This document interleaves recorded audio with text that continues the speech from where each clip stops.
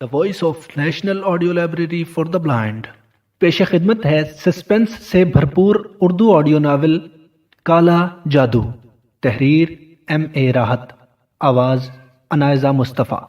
Please like, share and subscribe our channel National audio library for the blind.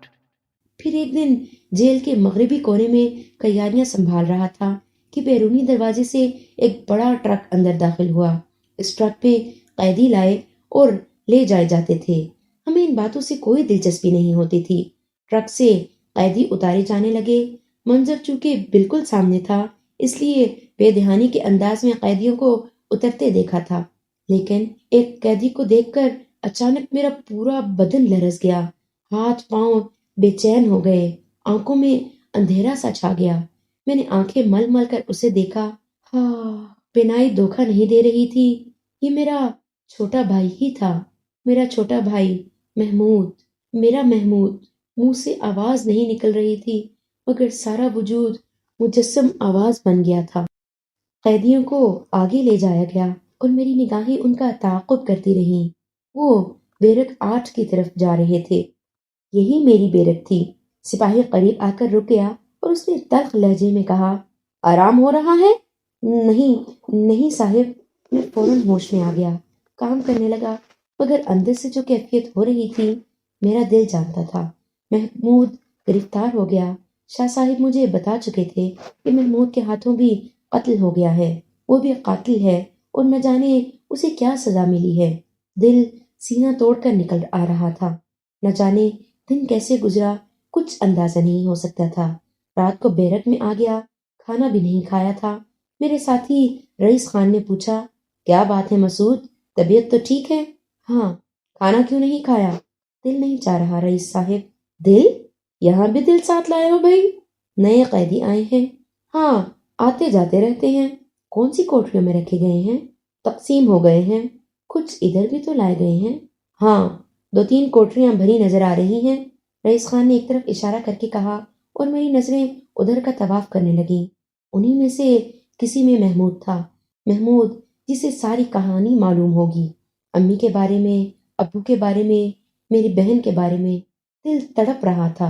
Barrack میں خاموشی طاری ہو گئی، بس کبھی کبھی سنتری کے بوٹوں کی آواز سنائی دیتی اور اس کے پاؤں نظر آ جاتے، اس کے سوا کوئی آواز نہیں تھی۔ دل میں خیال آیا، کیا محمود سزائے موت کا مجرم ہے؟ قتل کے نتیجے میں اس کی توقع تو کی جا سکتی تھی، اسے کیا سزا دی گئی ہے؟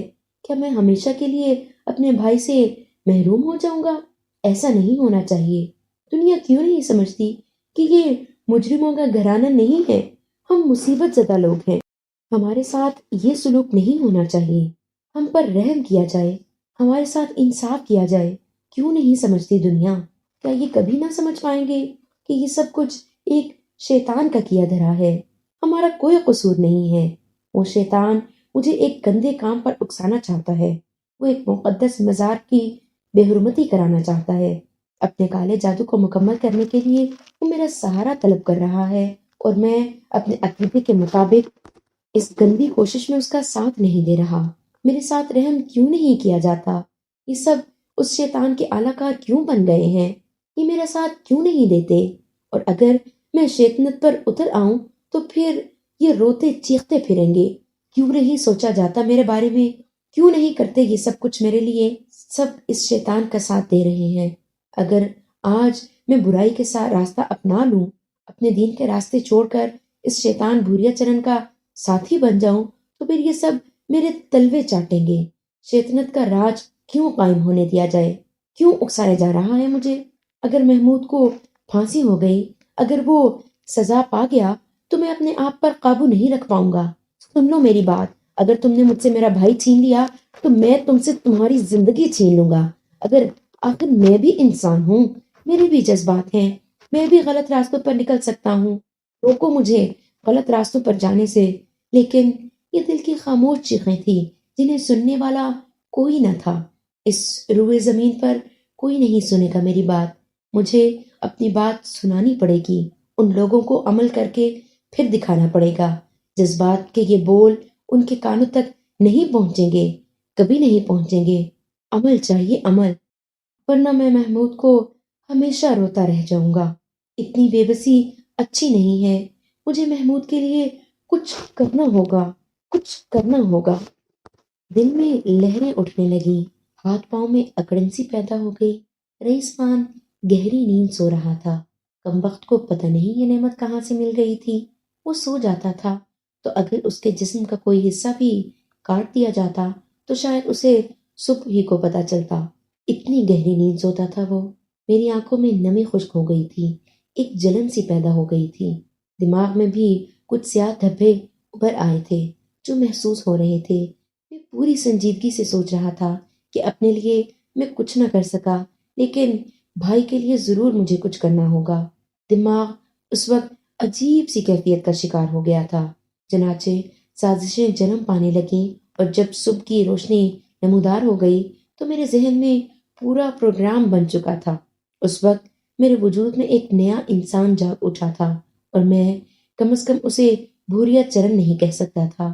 میں راستے متعین کرتا رہا، فیصلے کرتا رہا اور میں نے اپنے وجود کے بارے میں کسی کو پتہ نہیں چلنے دیا۔ آج میں ایک زیادہ ذہین اور خود مختار انسان تھا۔ کسی قسم کی بے کسی اور بے بسی کو کوئی احساس میرے ذہن میں نہیں تھا۔ رات کو معمول کے مطابق بیرک میں آ گیا، کھانا وغیرہ بھی کھا لیا تھا۔ رئیس خان نے تبصرہ بھی کیا تھا مجھ پر کہ کل کی نسبت آج میری کیفیت بالکل درست ہے، اور میں نے کہا لگا کر اس سے کہا تھا کہ بیماری روزانہ تو نہیں یاد ہوتی۔ دن کی روشنی میں نے محمود کو دیکھا اور اس بیرک کو بھی جس میں اسے رکھا گیا تھا۔ ہر احساس، ہر خطرے سے بے نیاز ہو کر میں نے اپنے منصوبے پر عمل کرنے کا فیصلہ کر لیا تھا۔ وقت آہستہ آہستہ گزرتا رہا، بیرکوں میں سناٹے پھیلتے چلے گئے۔ سنتری ڈیوٹی پر آ گیا اور جیل کی دنیا خاموش ہو گئی۔ حالانکہ میں جانتا تھا کہ اس سناٹے میں ہزاروں آوازیں پوشیدہ ہیں، نہ جانے کتنے لوگ جاگ رہے ہیں، نہ جانے کتنے لوگ رو رہے ہوں گے، لیکن یہ رونا بے آواز ہوتا ہے، ان کے صرف دل روتے تھے۔ جیل کا اندرونی حصہ تاریک تھا لیکن باہر روشنی تھی۔ رات کو ڈیوٹی والا سنتری بدستور بیرک میں گشت کرتا رہا تھا اور میں اب اپنے کام کے لیے تیار تھا۔ سنتری کے قدموں کی آواز مجھے اپنی کوٹڑی کی طرف آتی ہوئی محسوس ہوئی تو میں ڈرامہ کرنے کے لیے تیار ہو گیا۔ میں نے اپنے دانتوں سے اپنی کلائی کاٹ لی اور اس سے خون بہنے لگا۔ تبھی میں اپنی جگہ سے کھسکتا ہوا سلاخوں والے دروازے کے نزدیک لیٹ گیا اور میرے حلق سے اذیت ناک کراہیں نکلنے لگی۔ البتہ میں نے اتنا شور نہیں کیا کہ دوسرے قیدی بھی سن لیں۔ تدبیر کارگر ہوئی۔ سنتری میرے پاس آ کر رک گیا۔ کیا ہوا؟ کیا بات ہے؟ کسی جانور نے کاٹ لیا ہے، سانپ لگتا تھا، اسی سوراخ میں جا گھسا ہے۔ میں نے سوراخ کی طرف اشارہ کیا اور کلائی اس کے سامنے کر دی۔ کلائی سے بہتے ہوئے خون اور میری گھٹی گھٹی آواز سے اس کے دل میں ہمدردی پیدا ہو گئی اور اس نے جلدی سے چابی نکال کر تالا کھول دیا۔ غلطی کی تھی اس نے۔ یہاں انسانیت کی بڑی قیمت ادا کرنی پڑتی ہے، یہ قیمت اسے بھی ادا کرنی پڑی۔ جو ہی اس نے میرے زخم کو چہرے کے قریب کیا، میں نے اس کی گردن دبوچ لی۔ وہ گھبرا گیا مگر بیکار تھا۔ میں نے پوری قوت صرف کر دی اور اسے منہ سے آواز نکالنے کا موقع بھی نہیں دیا۔ پتہ نہیں بیچارہ مر گیا تھا یا صرف بے ہوش تھا۔ میں نے اسے بے سدھ پا کر آہستہ سے اپنی جگہ لٹا دیا اور پھر اس کے پاس موجود چابیوں کا گچھا اپنے قبضے میں کر لیا۔ باہر نکل کر میں نے تالا بند کیا اور آگے بڑھ گیا۔ دوسرا سنتری اپنا چکر پورا کر کے اسی طرف آ رہا تھا۔ میں نے بیرک کے موڑ پر اس کا استقبال کیا۔ جو ہی وہ موڑ گھوما، میرا طاقتور گھونسا اس کی ناک پر پڑا اور ناک کی چوٹ بہت سے مسئلے حل کر دیتی ہے۔ میں نے اس سے پورا فائدہ اٹھایا اور اسے گرنے نہ دیا۔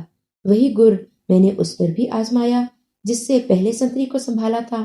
جب مجھے اس کے بے حس و حرکت ہو جانے کا یقین ہو گیا تو میں نے اسے ایک تاریک جگہ لٹا دیا۔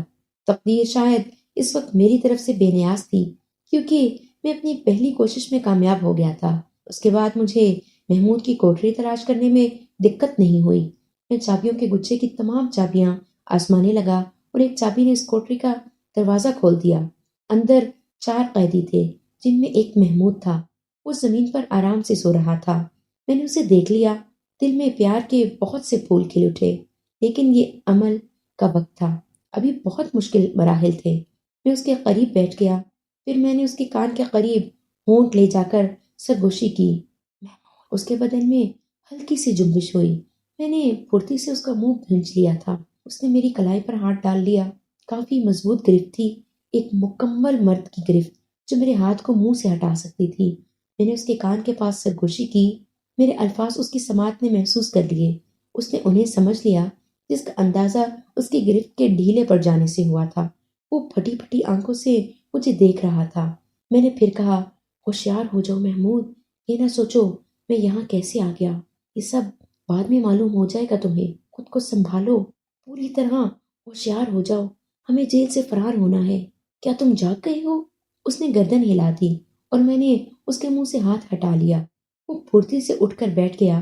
میں نے اسے ہاتھ کا سہارا دے کر کھڑا کیا۔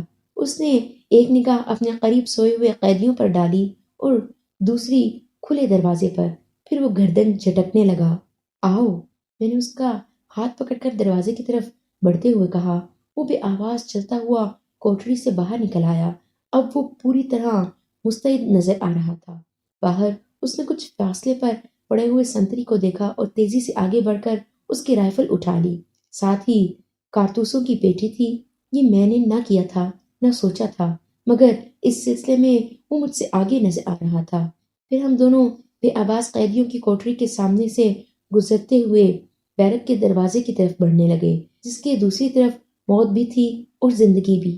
جیل سے فرار ہونا اتنا آسان نہیں تھا جتنا ہم نے سمجھا تھا، لیکن میرے لیے نہ زندگی اتنی دلکش تھی نہ موت۔ یہ بھی نہیں کہتا تھا کہ جینا نہیں چاہتا تھا، کوئی نہیں جینا چاہتا، بس جو بیت رہی تھی اس نے زندگی کو عذاب بنا دیا تھا۔ ہاں، اپنے بھائی کی زندگی کے لیے میں 1000 بار مرنے کے لیے تیار تھا۔ اس نے ابھی اس دنیا میں کیا دیکھا تھا؟ جو کچھ ہوا تھا میری وجہ سے ہوا تھا۔ زندگی سے محروم ہو جانا میرا محمود نہیں۔ لاؤ، یہ رائفل مجھے دے دو۔ نہیں بھائی جان، اسے میرے پاس رہنے دے، اس نے فوراً جواب دیا۔ اس کے انداز میں بڑی پختگی تھی جس پر مجھے حیرت ہوئی تھی۔ بیرک کے باہر بھی خاموشی چھائی ہوئی تھی۔ ہم بیرک کی دیوار سے لگے آگے بڑھنے لگے۔ سرچ ٹاور پر سنتری مستعد تھے، سرچ لائٹ گھوم رہی تھی۔ کئی بار ہم اس کی زد میں آتے آتے بچے۔ ایک جگہ دیوار تعمیر ہو رہی تھی۔ مجھے یہ بات یاد آ گئی اور میں نے ادھر ہی کا رخ کیا۔ میں نے تقدیر ہی کا سہارا لیا تھا۔ اگر محمود کو نہ دیکھتا تو شاید فرار کا تصور بھی نہ کر پاتا، لیکن اب صرف میری ایک ہی آرزو تھی کہ محمود کو لے کر جیل سے نکل جاؤں۔ صحیح معنوں میں تو میں نے اب جرم کیا تھا، یعنی 2 سنتریوں کو زخمی کر کے، اور یہ جرم اپنے بھائی کی محبت میں کیا تھا، ورنہ ایسا کبھی نہ کرتا۔ ٹوٹی ہوئی دیوار کے قریب بھی ایک سنتری کی ڈیوٹی لگی ہوئی تھی، مگر وہ سو گیا تھا۔ ہم نے اسے دیکھ لیا تھا، مگر اس سے پہلے کہ میں کوئی فیصلہ کروں محمود نے عمل بھی کر ڈالا۔ اس نے سوتے ہوئے سنتری کو دبوچ لیا، کچھ دھینگا مچتی ہوئی اور پھر خاموشی چھا گئی۔ محمود نے دوسرے سنتری کی رائفل مجھے دے کر کہا، اسے سنبھالیے بھائی جان۔ میں نے رائفل پکڑ لی۔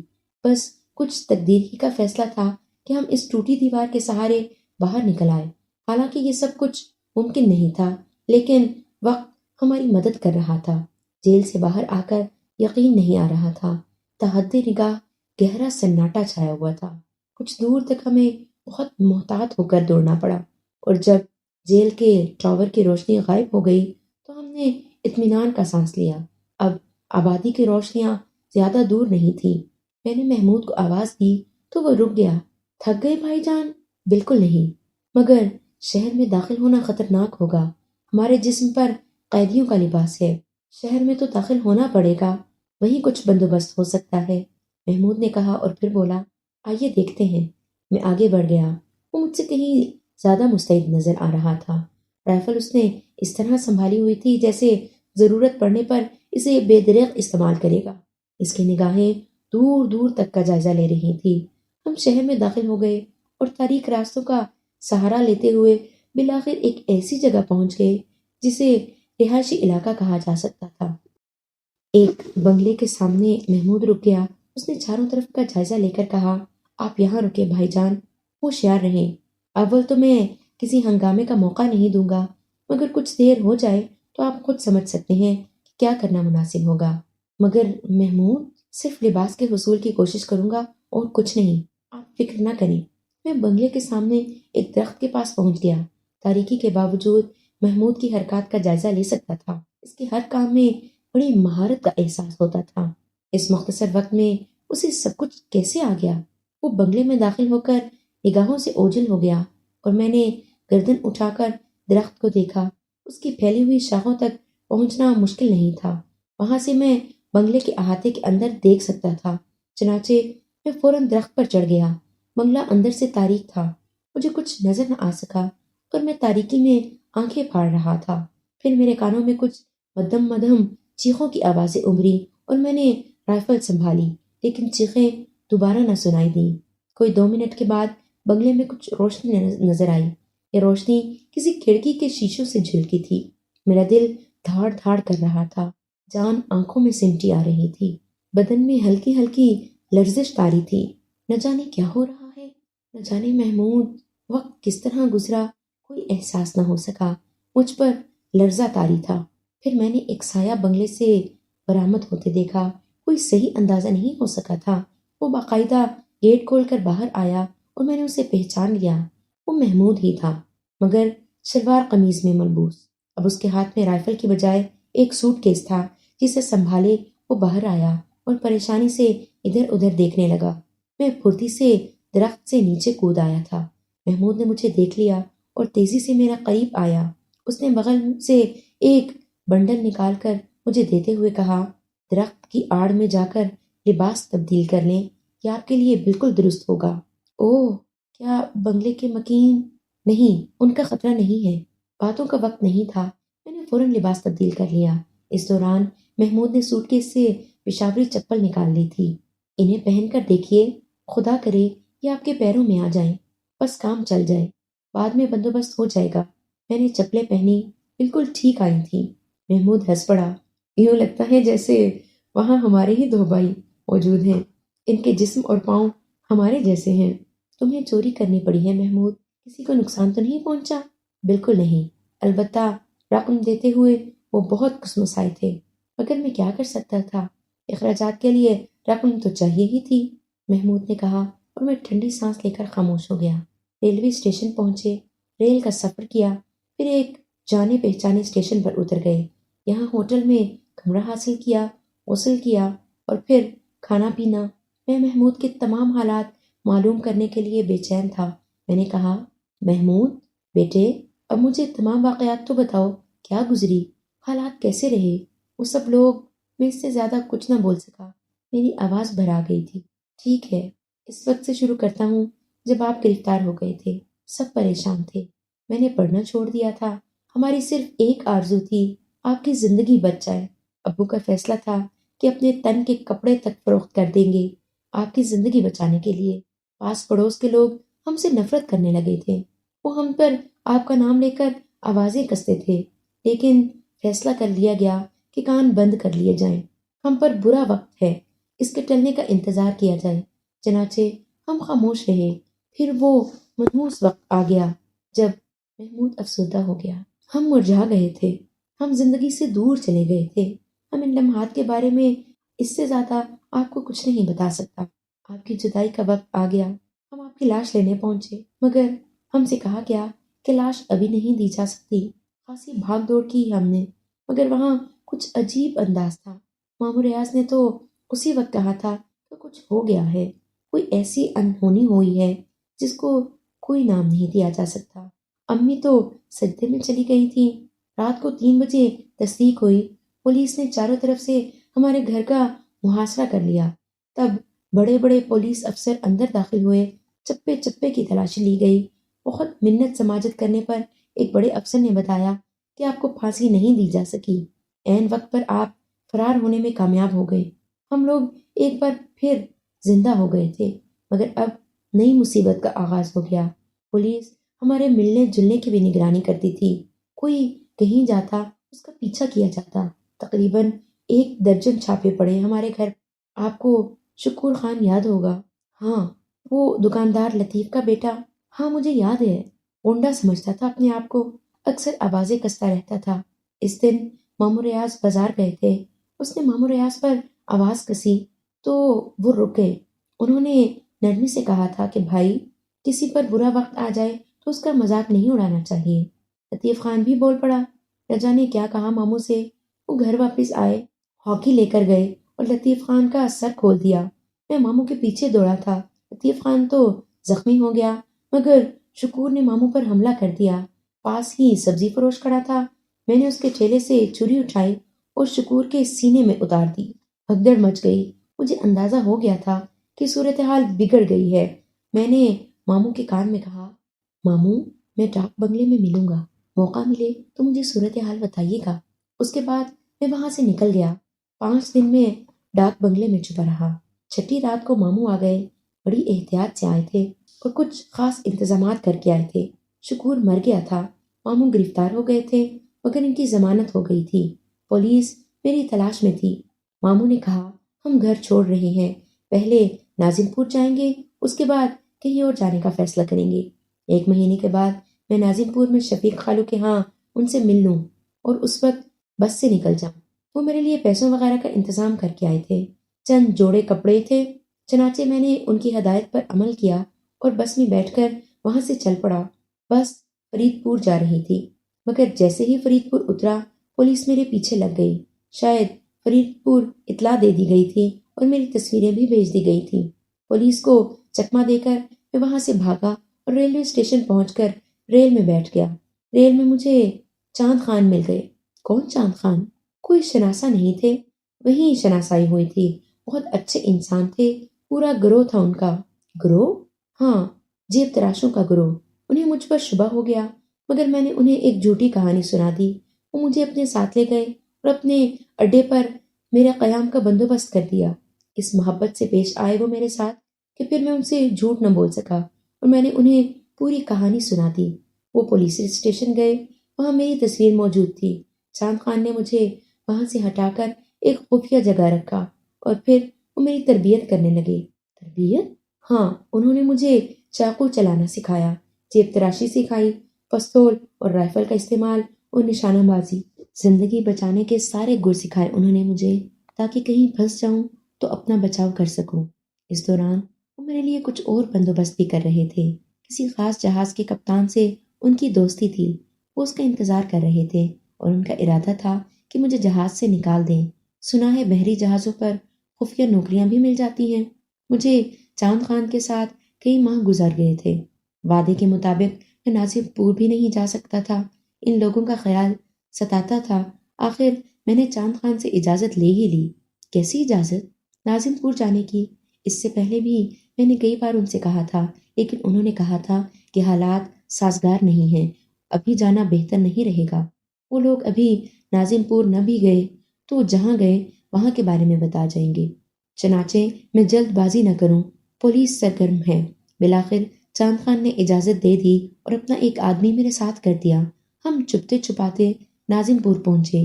میں نے شفیق خالو کے مکان کے دروازے میں قدم رکھا ہی تھا کہ شفیق خالو نظر آئے۔ مجھے دیکھ کر آتش فشاں کی طرح پھٹ پڑے۔ آؤ دیکھا نہ تھا، میرا گریبان پکڑ لیا۔ بدمعاش، آوارہ، خونی، تجھے میرے گھر میں داخل ہونے کی جرت کیسے ہوئی؟ آپ کو معلوم ہے بھائی جان، میں نے ہمیشہ خالو کی عزت کی، وہ مجھ سے ہمیشہ اچھی طرح پیش آتے رہے۔ میں خود حیران رہ گیا۔ فوراً نکل جا یہاں سے ورنہ پولیس کو بلا لوں گا۔ خالو جان، میں ان لوگوں کے بارے میں معلوم کرنے آیا تھا۔ الٹے قدموں نکل جا ورنہ۔ کیا امی، ابو اور دوسرے لوگ یہاں آئے تھے؟ میں نے خود پر قابو رکھتے ہوئے پوچھا۔ کسی سوال کا جواب نہیں ملے گا، تو یہاں سے دفان ہو جا۔ مجھے صرف ان لوگوں کے بارے میں بتا دیجئے، کیا وہ یہاں ہیں؟ دارالامان ہے نا؟ تمہارے باپ کی جاگیر ہے، کوئی نہیں ہے یہاں۔ کہاں گئے ہیں وہ؟ کچھ بتا کر گئے ہیں؟ جہنم میں گئے، چلو نکلو یہاں سے۔ خالو مجھے دھکے دینے لگے تھے، سر گھوما تھا بھائی جان، لیکن خود پر قابو رکھا۔ اندازہ ہو گیا تھا کہ اس وقت خالو جان خالہ سے بھی نہ ملنے دیں گے، چنانچہ وہاں سے واپس نکل آیا۔ لیکن اسی رات گھر کی ایک کھڑکی سے اندر داخل ہوا کہ خالہ جان کے پاس پہنچ گیا۔ وہ مجھے سینے سے لگا کر زاروں قطار روئی۔ خالو دوستوں میں گئے ہوئے تھے، تب انہوں نے مجھے ببتہ سنائی۔ کیا خالو جان ویسے ہی تنگ مزاج انسان تھے؟ ناک پر مکھی نہیں بیٹھنے دیتے تھے، اور پھر ابو سے ان کی کبھی نہیں بنی۔ واقعات کی کچھ بھنک انہیں بھی مل گئی تھی۔ پھر جب یہ لوگ ان کے پاس پہنچے تو وہ ہمدردی سے پیش آئے، البتہ انہوں نے اسی وقت کہہ دیا کہ انہیں پناہ نہ دے سکیں گے اور یہ لوگ جلد یہاں سے چلے جائیں کیونکہ اس طرح وہ خطرے میں پڑ سکتے ہیں۔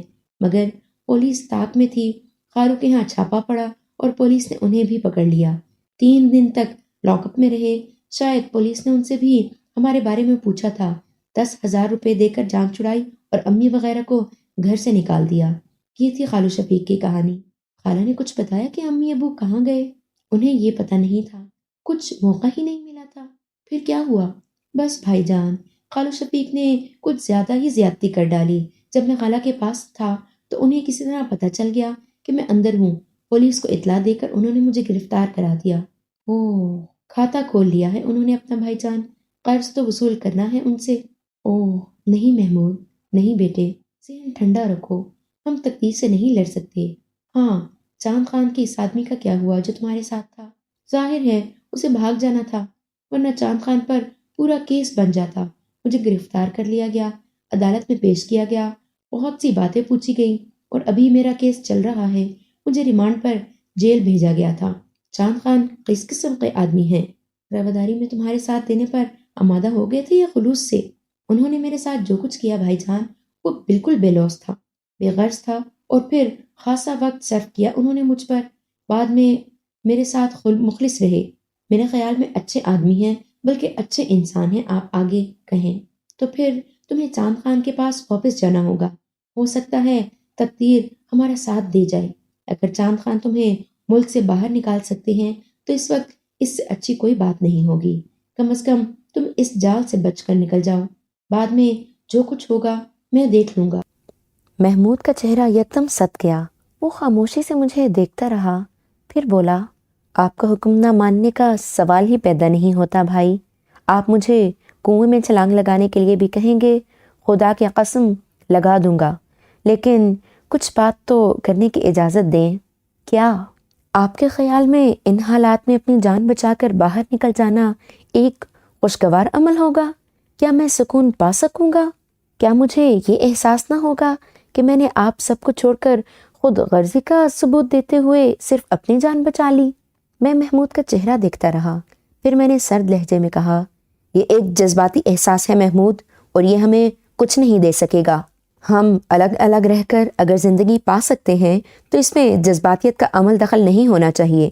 پہلے تم اپنے طور پر باہر نکل جاؤ، میں اس دوران امی اور ابو کو تلاش کروں گا، اور جیسے ہی کوئی موقع ملا میں امی اور ابو کے ساتھ اپنی زندگی بچانے کی جد و جہد کروں گا۔ کم از کم ایک طرف سے تو مطمئن ہو جاؤں۔ ہاں، اگر تم مصیبت کا شکار نہ ہوتے تو میں تم سے پوری مدد لیتا، لیکن بیٹے اگر پھنسے تو دونوں ہی پھنس جائیں گے۔ اس طرح کم از کم ایک تو محفوظ ہو جائے تاکہ زیادہ ہمت سے کام کرنے کا موقع مل جائے۔ محمود سوچتا رہا، پھر اس نے کہا، اور اگر آپ مصیبت میں گھر گئے تو؟ میری صرف ایک بات سن لو محمود، میں کسی بھی مصیبت میں گھر جاؤں ابھی مر نہیں پاؤں گا، کیونکہ جو پر اسرار قوتیں مجھے اپنا اعلیٰ کار بنائے ہوئے ہیں وہ میری موت نہیں زندگی چاہتی ہیں۔ یہ سب کچھ جو ہو رہا ہے محمود، مجھے ایک مکروہ عمل کرنے کے لیے مجبور کیا جا رہا ہے، اور میں وہ عمل کرنے کے لیے تیار نہیں ہوں۔ پہلے میں ان ناپاک قوتوں کو شکست دوں گا اور اس کے بعد اپنا کام کروں گا۔ محمود نہ سمجھنے والے انداز میں مجھے دیکھتا رہا، مگر اس نے کچھ کہا نہیں تھا۔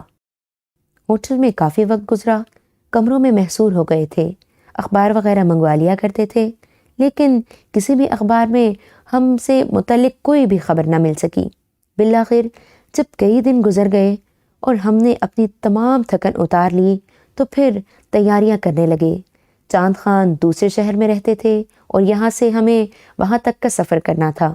ہر طرح کا سفر ہی کیا، 4 دیواری سے باہر نکلنا بھی عذاب ہی تھا۔ کسی بھی وقت مصیبت دوبارہ نازل ہو سکتی تھی، لیکن کیا کرتے؟ البتہ حلیہ صرف تبدیل کیا تھا، پٹھانوں جیسے لباس پہنے تھے، بازار سے کچھ خریداری بھی کی تھی اپنے لیے، جس سے کچھ حلیہ بدلنے میں مدد ملی تھی۔ اپنے طور پر جس قدر ممکن ہو سکتا تھا کیا، اور اس کے بعد ٹرین میں بیٹھ کر روانہ ہو گئے۔ مطلوبہ جگہ پہنچنے کے بعد میں محمود کے ساتھ چاند خان کے اڈے پر پہنچ گیا۔ بڑا سا مکان تھا، خاص قسم کا احاطہ، اندر بہت سے لوگ تھے۔ انہوں نے ہمیں اجنبی نگاہوں سے دیکھا، لیکن پھر کسی نے محمود کو پہچان لیا اور دوڑ کر اس سے لپٹ گیا۔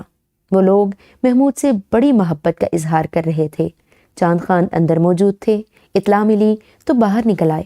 میں نے چاند خان کو دیکھا۔ وہ چہرے ہی سے پروقار اور کسی اچھے گھرانے کے فرد معلوم ہوتے تھے۔ محمود کو بڑے خلوص سے سینے سے لگایا اور پھر میری جانب دیکھا اور چونک کر بولے، او ہو، یہ مسعود ہیں۔ کیوں؟ میں نے غلط تو نہیں کہا؟ نہیں خان صاحب، بھائی جان ہی ہیں، محمود بولا۔ چاند خان نے ہم دونوں کو بازوؤں کے حلقے میں لے لیا اور اندر داخل ہو گئے۔ شیروں کی جوڑی ہے، پنجرے میں کیسے رہ سکتی تھی؟ وہ بولے۔ اندر ایک سجے ہوئے کمرے میں ہم دونوں کو بٹھایا گیا اور چاند خان نے باہر کا رخ کر کے کہا، چلو شہزادوں کے لیے کھانے پینے کے لیے کچھ لے آؤ۔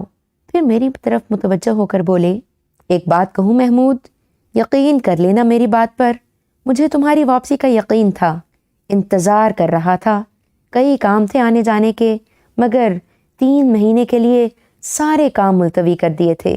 سوچا تھا بس تم پر کام کروں گا، مگر یہ خیال بھی تھا کہ شاید مجھے ہاتھ ہلانے کی ضرورت نہ پڑے۔ وہ کیسے خان صاحب؟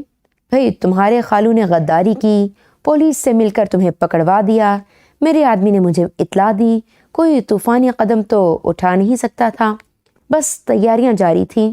بات جب آخری حد میں آ جاتی اور کوئی ذریعہ نہ رہتا تو کچھ کرتے۔ خبر مل گئی کہ تم جیل سے بھاگ گئے۔ کیسے خان صاحب؟ تمہارا کیا خیال تھا تم پکڑے گئے اور ہم چپ ہو کر بیٹھ گئے؟ دیکھو چندا، تم حیات پور لے جائے گئے تھے، تھانے میں رہے، پھر 4 پیشیاں ہوئی تمہاری، اس کے بعد نئی آبادی جیل میں گئے، وہاں 17 دن رہے، اس کے بعد دوسری جیل گئے اور منگل کی رات کو وہاں سے نکل گئے۔ ایک سنتری مار دیا تم نے اور ایک زخمی کر دیا۔ چاند خان نے کہا۔ نہ صرف میری بلکہ محمود کی آنکھیں بھی حیرت سے پھیل گئیں۔ آپ کو سب معلوم ہے خان صاحب؟ معلوم رکھنا تھا بیٹے، ورنہ تم خطرے میں نہ پڑ جاتے، موقع کی طاق میں تھے بس، مگر مسعود میاں کی خبر نہ تھی۔ یہ اطلاعات آپ کو کہاں سے ملتی رہیں خان صاحب؟ میاں، ہر جگہ آدمی رکھنے پڑتے ہیں اپنے، چاند خان بولے۔ اتنی دیر میں چائے کے ساتھ کھانے پینے کی بہت سی چیزیں آ گئی اور ہم نے بھی تکلف نہیں کیا، مصروف ہو گئے۔ چاند خان مخلص انسان تھے۔ میں نے سب سے پہلا سوال ان سے یہی کیا، آپ نے اسے باہر بھجوانے کا فیصلہ کیا تھا خان صاحب؟ ہاں، اور لیگون ہارڈو آیا ہوا ہے، 9 تاریخ کو واپس جا رہا ہے۔ لیگون ہارڈو؟ جہاز کا نام ہے، یونانی کمپنی ہے، کپتان ہمارا دوست ہے۔ کیا محمود کو یہاں سے نکالا جا سکتا ہے؟ امید تو ہے۔ تو خان صاحب یہ کام کر دیجئے، یہ ہمارے خاندان پر احسان ہوگا، مجھ پر احسان ہوگا۔ میں نے عاجزی سے کہا۔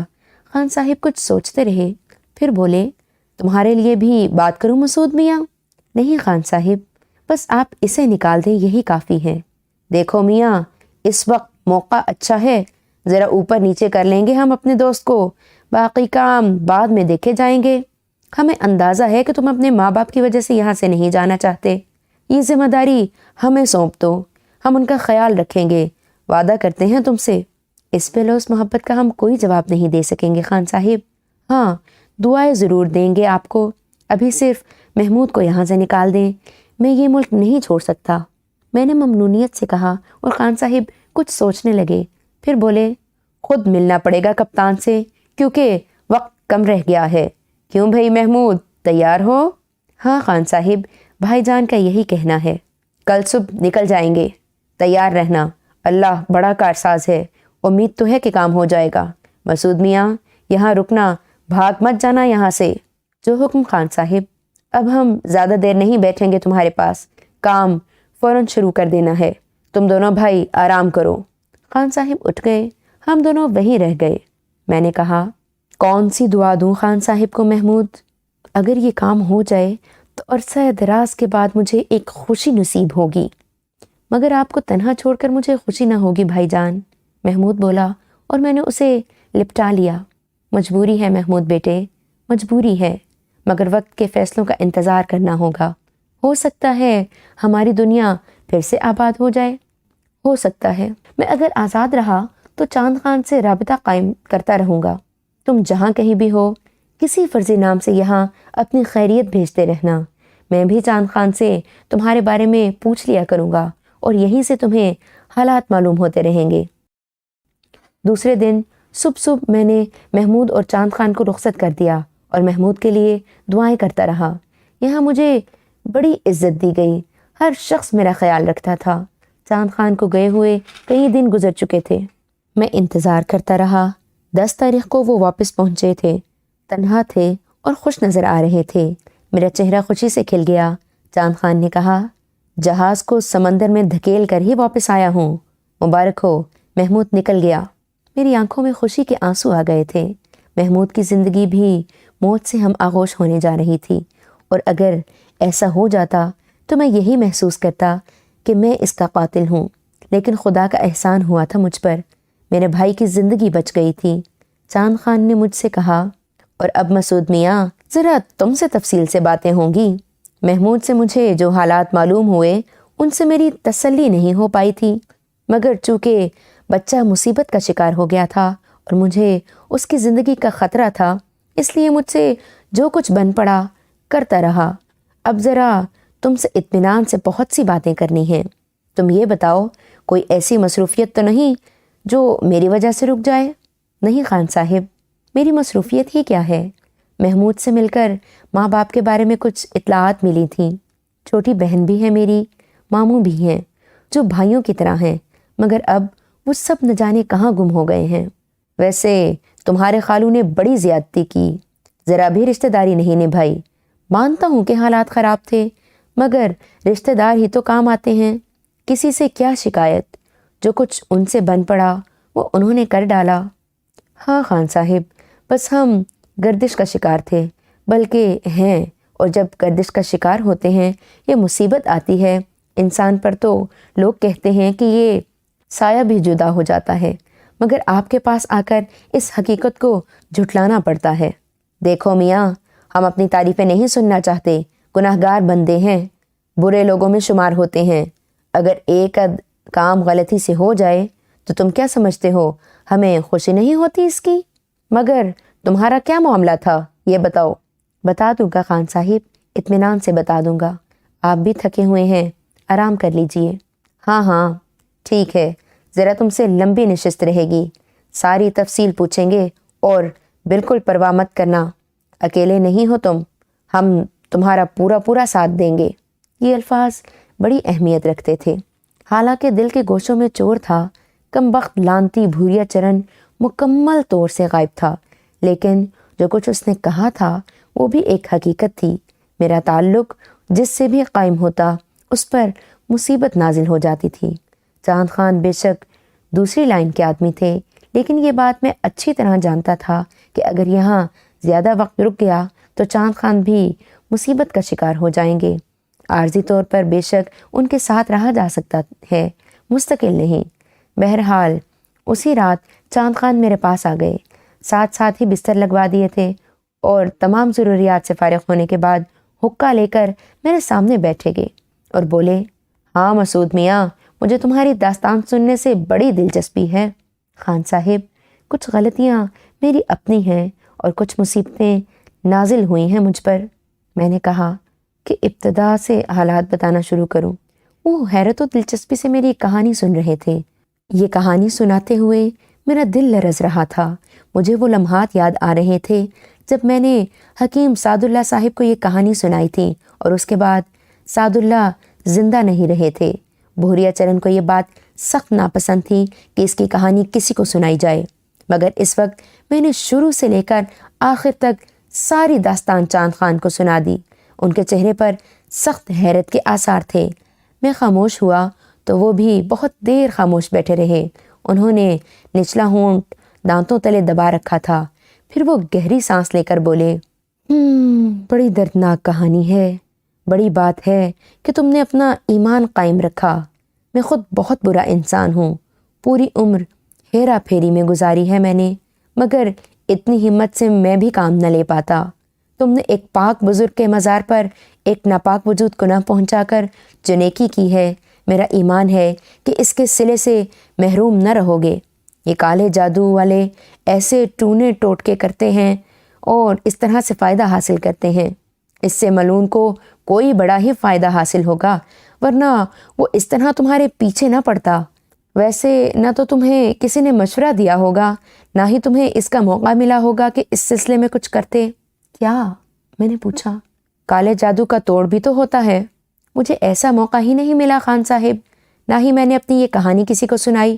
وہ منحوس سادھو یہ نہیں چاہتا کہ کسی کو اس کی کہانی معلوم ہو۔ خدا آپ کو محفوظ رکھے خان صاحب۔ میرا ایمان ہے کہ مجھے کچھ نہیں ہوگا، یہی تمہیں بتانا چاہتا تھا۔ یہ دیکھو۔ چاند خان صاحب نے اپنا سینہ کھول کر میرے سامنے کر دیا۔ ان کی گردن میں چاندی کی موٹی زنجیر میں چاندی کا ایک تعویذ نظر آ رہا تھا۔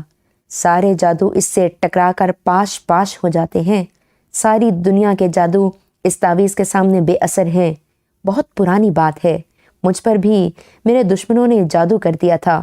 کوڑی ہو گیا تھا میں، سڑکوں پر گھسٹتا پھرتا تھا، پاگل ہو چکا تھا۔ لوگ مجھ سے گھن کھانے لگے تھے۔ پھر ایک مرد حق کی نگاہ مجھ پر پڑ گئی۔ علیم الدین خان تھا ان کا نام۔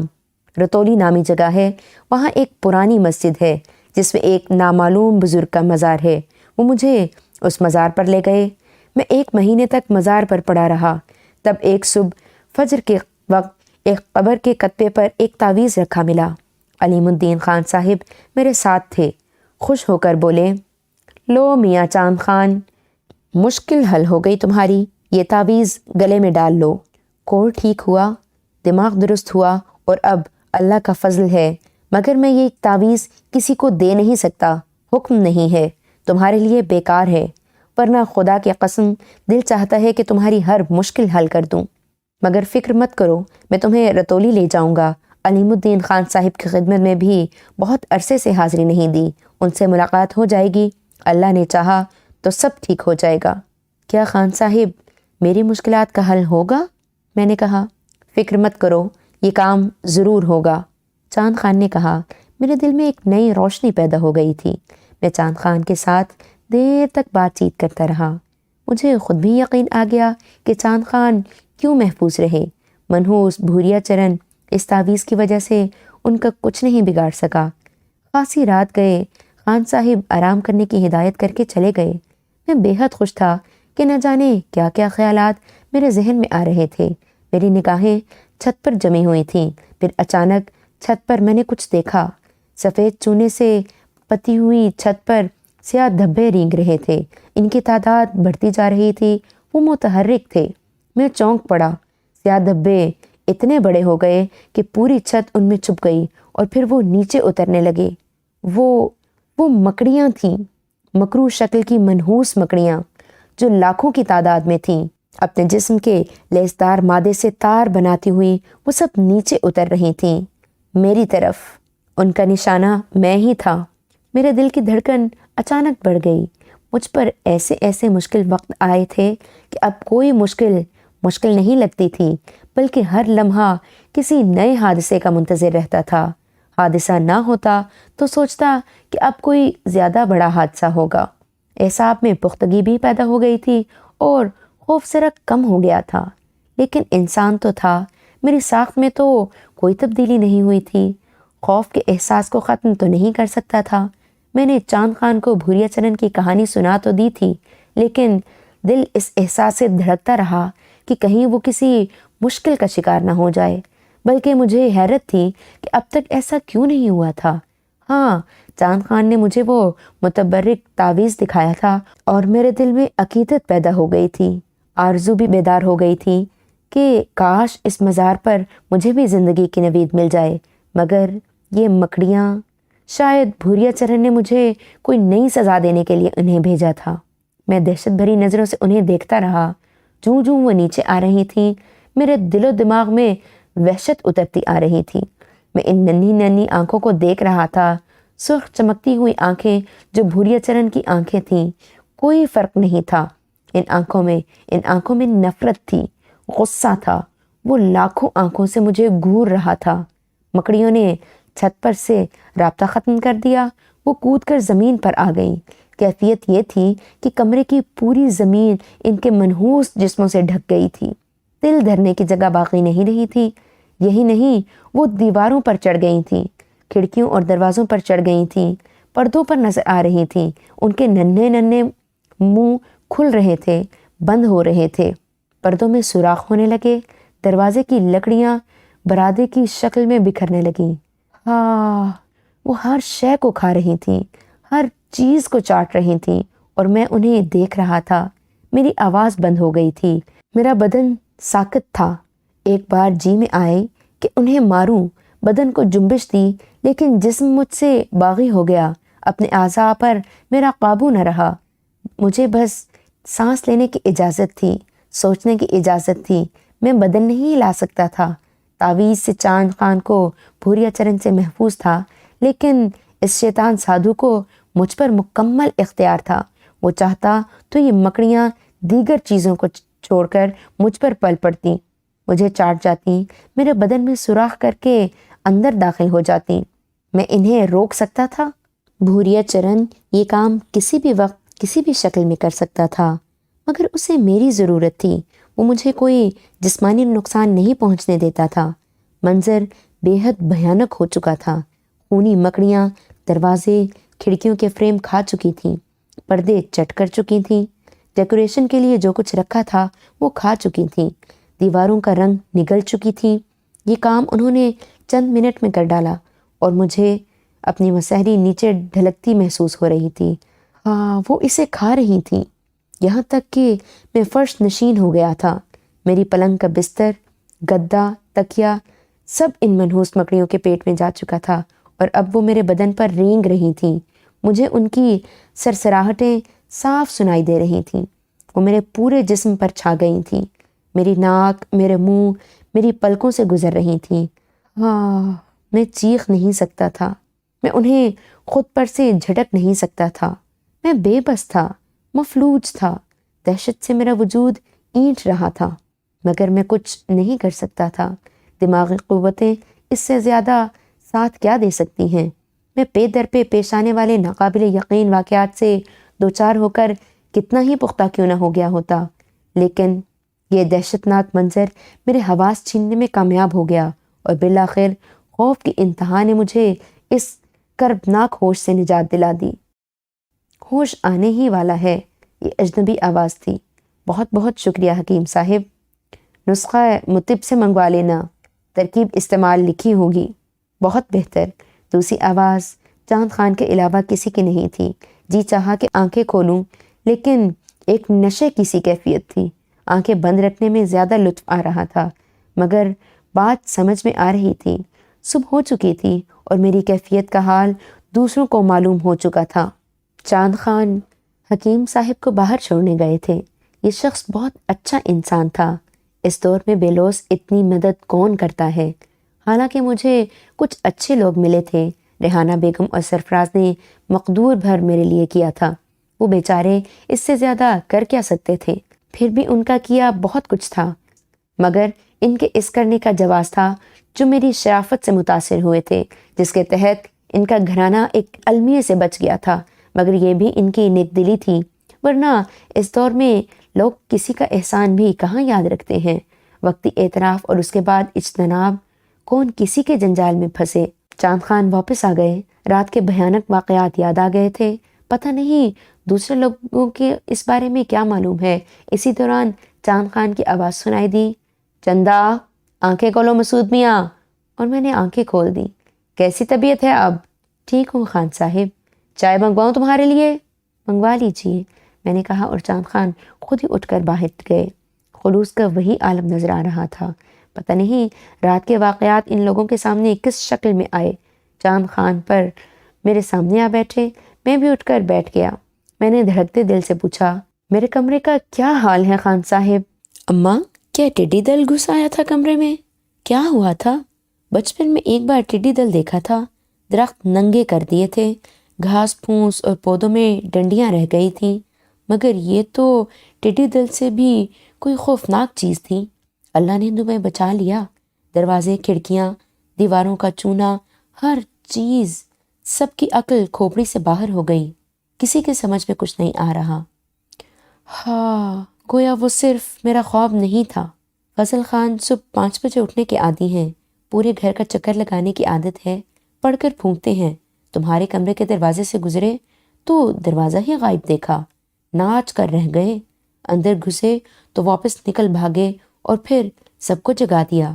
تمہارا کمرہ ایسے لگ رہا تھا جیسے کوئی 200 سال پرانا کھنڈر تمہیں بے ہوشی میں اٹھا کر لایا گیا تھا۔ وہ کون سی چیز تھی جس نے یہ کیا؟ کچھ نشان نہیں ملے خان صاحب؟ کچھ بھی نہیں، وہ مکڑیاں تھیں، میں نے آنکھیں بند کر کے کہا۔ مکڑیاں؟ خان صاحب حیرت سے بولے۔ لاکھوں مکڑیاں جو چھت پر نمودار ہوئی تھیں اور پھر وہ نیچے اتر کر ہر چیز کھانے لگیں۔ بس انہوں نے مجھے چھوڑ دیا۔ باہر کیوں نہ بھاگ آئے چندا؟ میں مفلوج ہو گیا تھا، آواز تک بند ہو گئی تھی۔ خان صاحب نے گہری سانس لی۔ چائے آ گئی، پورا ناشتہ تھا۔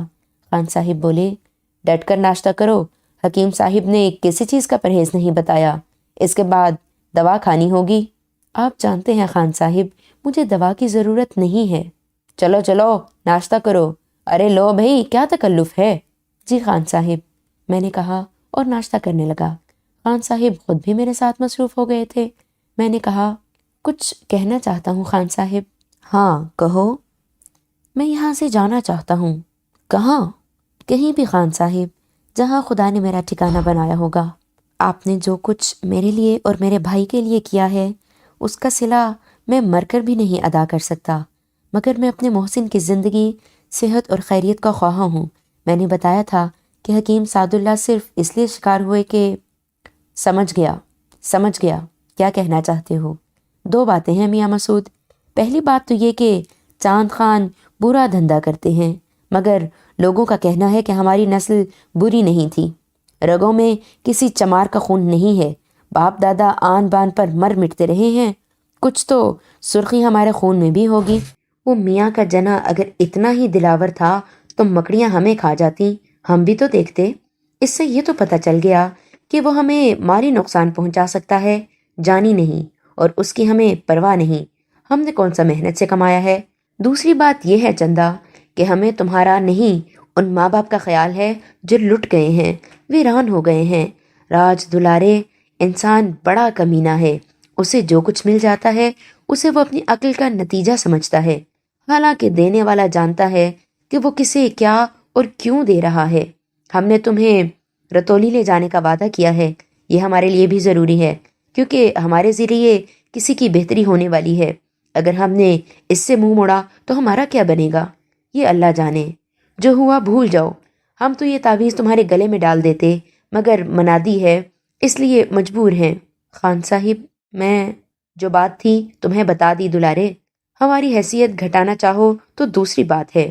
نہیں خان صاحب، خدا نہ کرے۔